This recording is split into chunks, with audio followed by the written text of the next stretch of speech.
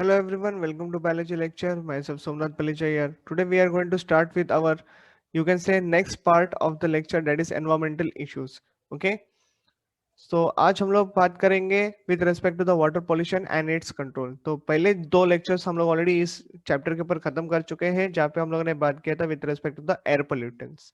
Okay, so now water pollution and its control. अगर आप लोगों ने पहले दो लेक्चर्स नहीं रीड किए हैं, तो मतलब नहीं पढ़े हैं, तो आप लोग वो लेक्चर सुनो और उसके बाद ही इस वाले पार्ट को आगे कंटिन्यू करो, so that you can be linked with this particular lecture. Okay, इसके अलावा मैंने आप लोगों को हमेशा बोला है वीडियो लेक्चर्स में कि आपको एनसीईआरटी पढ़ना बहुत ज्यादा कंपलसरी है with respect to the last unit. Okay, so let's move ahead. Human beings, आप लोगों को पता है ये जो पूरा चैप्टर है, ये हम लोगों ने काफी अपना खुद का एग्जाम्पल काफी बार लिया है, तो यहाँ पे भी वही सारा सिनेरियो होगा।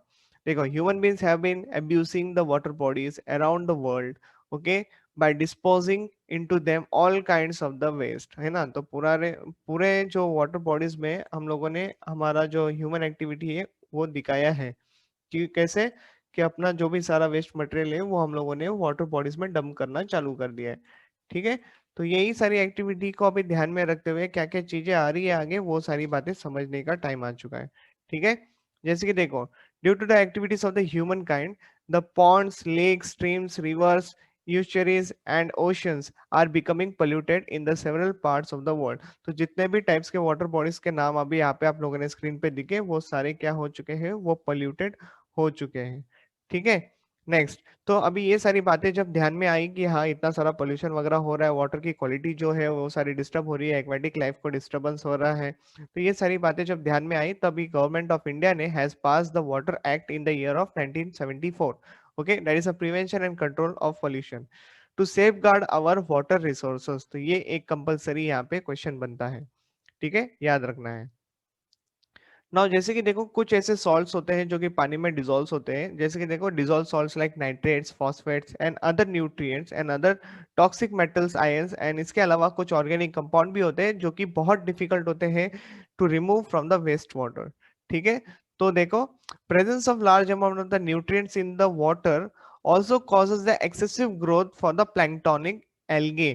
अगर देखो बहुत ज्यादा अगर न्यूट्रिएंट्स अवेलेबल है प्लांट पानी में, और वो अगर न्यूट्रिएंट अगर ये प्लैंटोनिक एल्गेस जो होते हैं, जो कि फ्री फ्लोटिंग एल्गेस होते हैं, वो अगर यूज करना चालू करेंगे, तो उस एरिया में बहुत ज्यादा एल्गल ब्लूम हो जाएगा। एल्गल ब्लूम जो है अननेसेसरली ग्रो होते रहेंगे and causes the deteriorations, okay, of the water and quality of that particular area, you can say वो खराब होने लगेगी, और वहाँ के जो फिशेस वगैरह है वो भी मर जाएंगे, क्योंकि वहाँ का जो ऑक्सीजन ऑक्सीजन जो है वो पूरा यूज किया जा रहा है by this algal blooms and all. Okay, ऐसा नहीं कि वो लोग ग्रो कर रहे हैं तो ऑक्सीजन ऐड करेंगे, लेकिन since the things are been getting very damage to that particular water bodies, तो इसके वजह से बहुत सारी दिक्कत आ रही है। ठीक है, जैसे कि फॉर एग्जांपल अगर मैं आपको दूं, तो आपके एनसीईआरटी के बुक में, जो कि आप लोग बहुत पहले से ही फेमिलियर हो, टेरर ऑफ बंगाल का एग्जांपल दिया गया है, जो कि एक्वेटिक वीड है, राइट।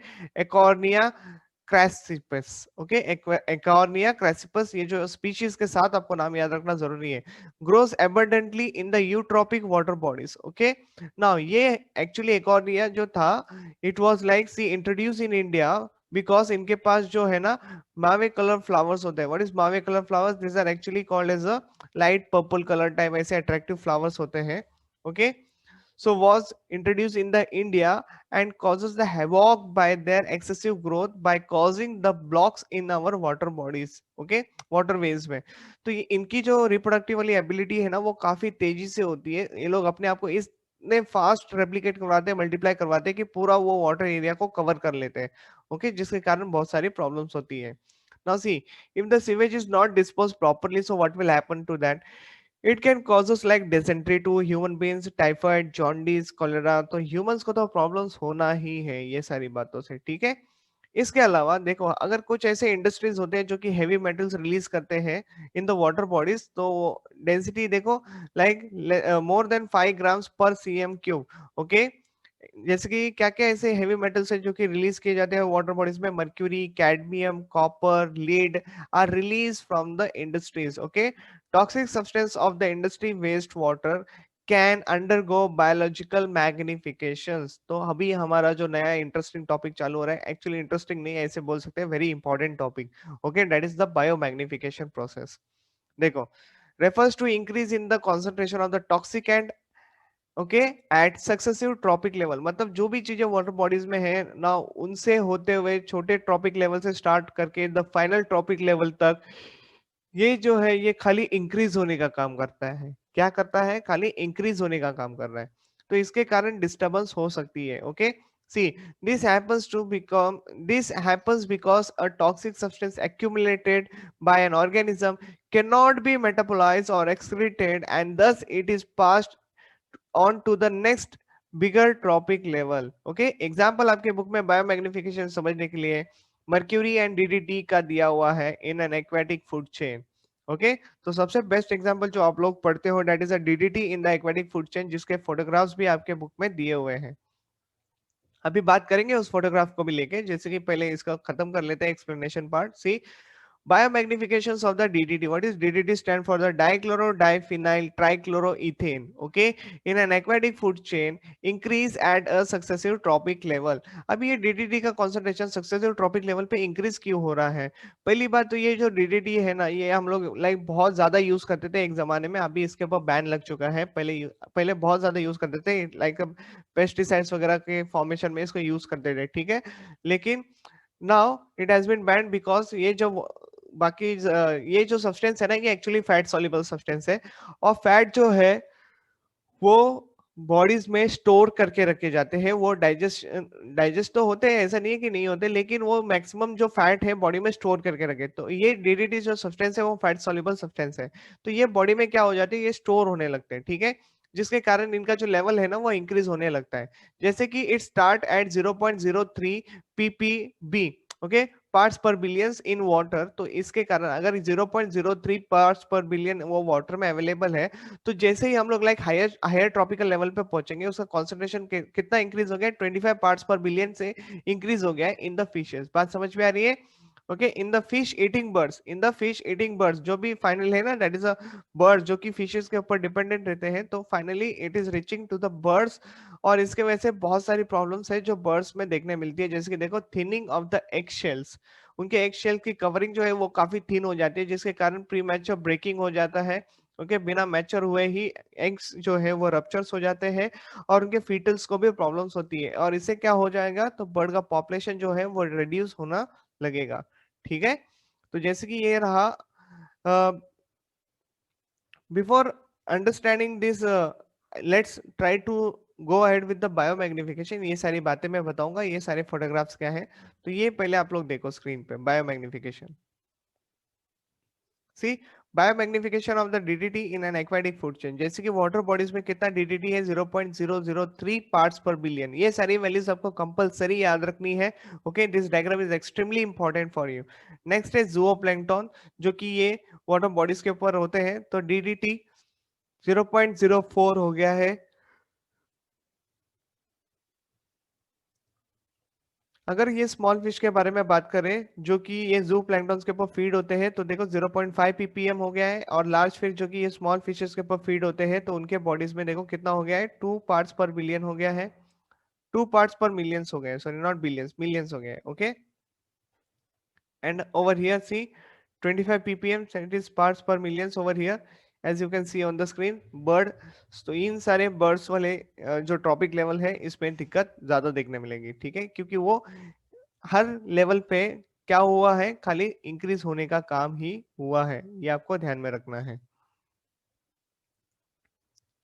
इसके अलावा यहाँ पे देखो, ये जो डायग्राम है इसको अभी समझते हैं, ठीक है। सी, ये पूरा अगर 99.9% अगर वाटर बॉडी है, तो इसका जो है 0.1%। अब ये क्या है? सी, इम्प्योरिटीज है, खाली 0.1% इम्प्योरिटीज है। लेकिन उसमें क्या क्या चीजें आती है देखो, suspended solid like sand, silt, okay, and clay. Colloidal material के बारे में बात करें, तो इसमें faecal matter, bacteria, cloth and paper fibres and all, ये सारी बातें आएगी। और तीसरा जो है that is a dissolved materials, example nutrient, that is a nitrate and ammonia, phosphate, sodium and calcium, these are the impurities will be seen.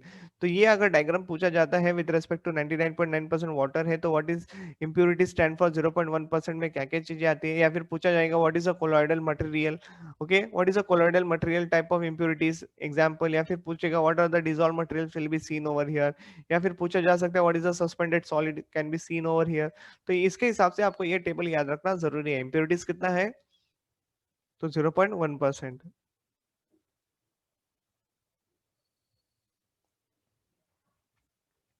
अभी जैसे कि माइक्रोब्स एंड ह्यूमन वेलफेयर में आप लोगों ने एक पर्टिकुलर सीवेज वाटर ट्रीटमेंट के बारे में बात की थी, तो उसी के बेसिस पे हम लोग यहाँ पे इस पर्टिकुलर पार्ट को पढ़ेंगे। सी जैसे कि देखो 16.3 फिगर दिया है एनसीईआरटी में, effects of sewage discharge on some important characteristic of a river.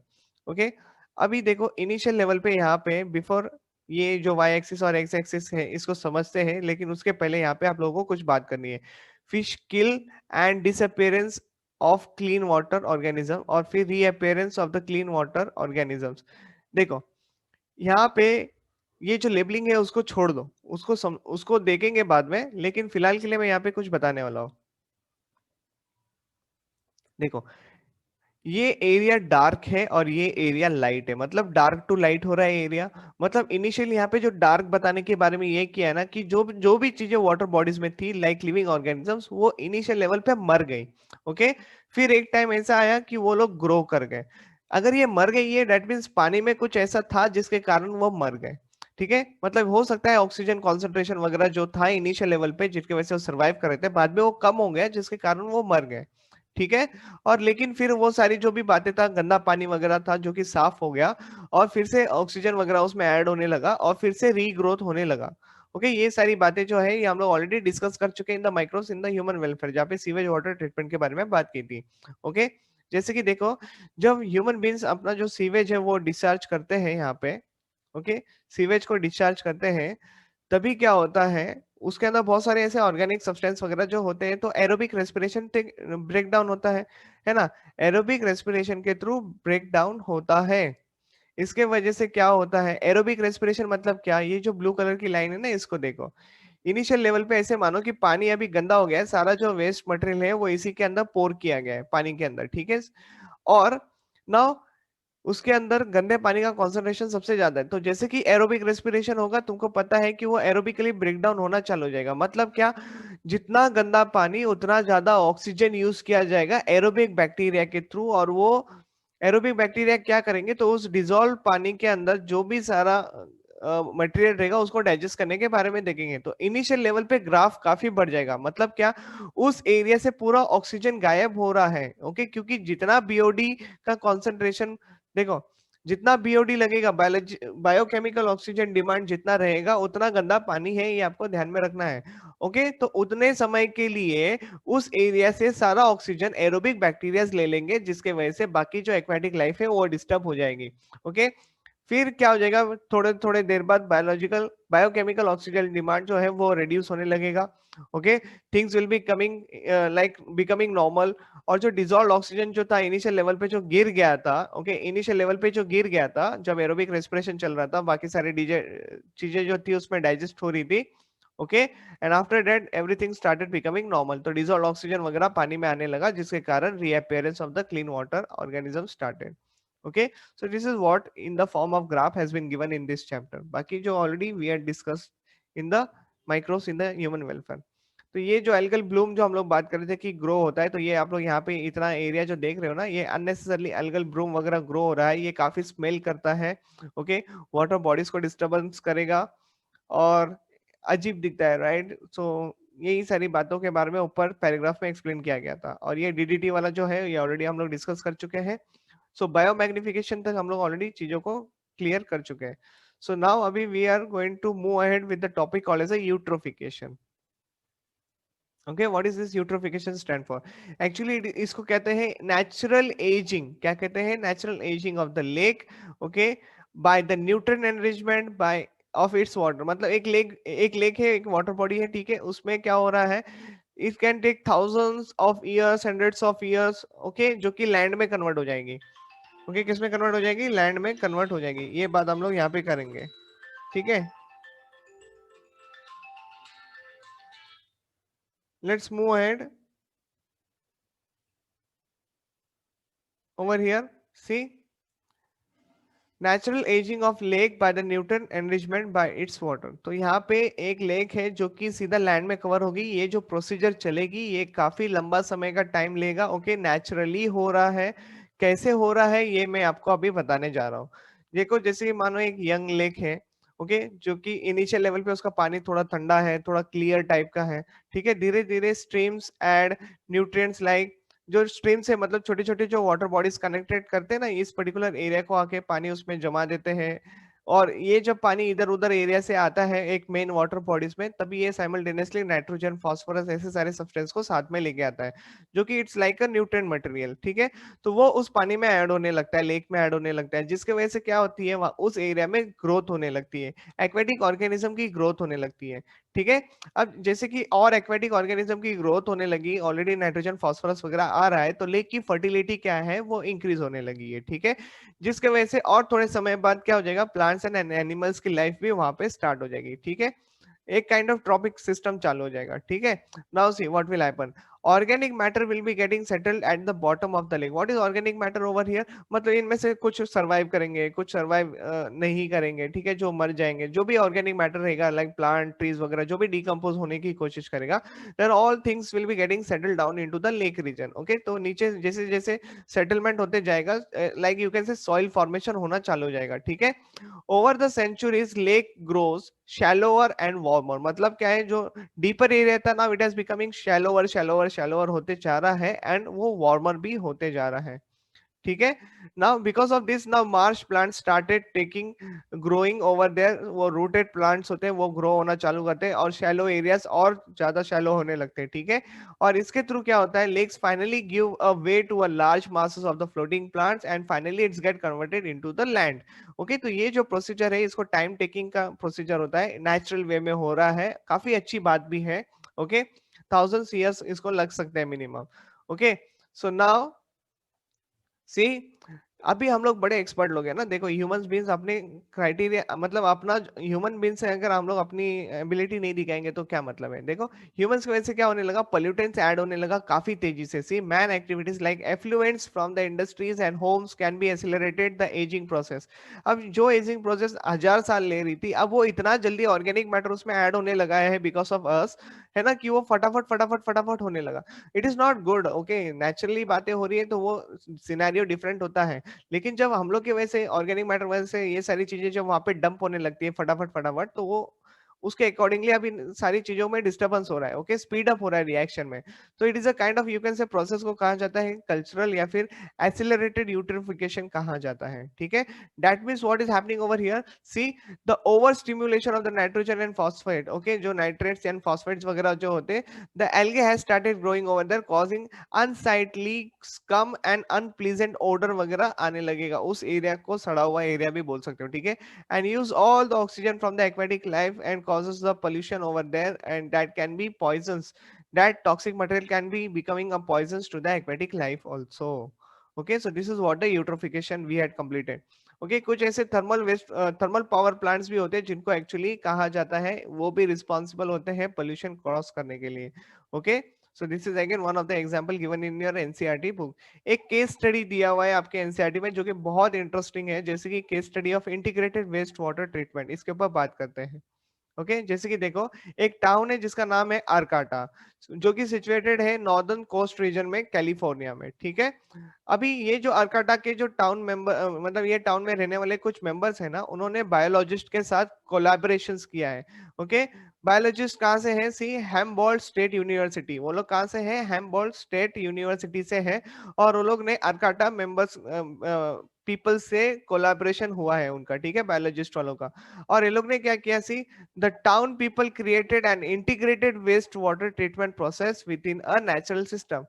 तो मतलब क्या है, वो लोग ने वेस्ट वाटर ट्रीटमेंट बनाया है, एक जगह ली है, उसमें नेचुरल वे में उस वाटर को ट्रीट करने वाले। काफी इंटरेस्टिंग है सुनने के लिए। सी देखो, cleaning in the two stages. तो पहले केस में क्या होता है, the conventional sedimentation, filtering and chlorination will be done to the waste water treatment.